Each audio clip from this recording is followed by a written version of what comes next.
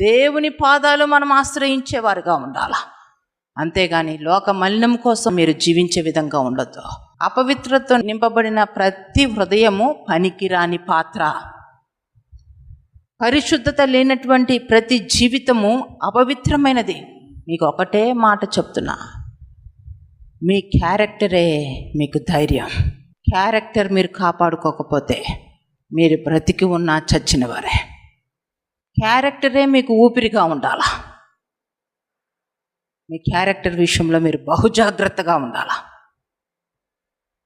క్యారెక్టరే కాపాడుకోకపోతే నీ జీవితంలో నీవు క్రీస్తుకి అంగీకారంగా జీవించడం కూడా కష్టమే.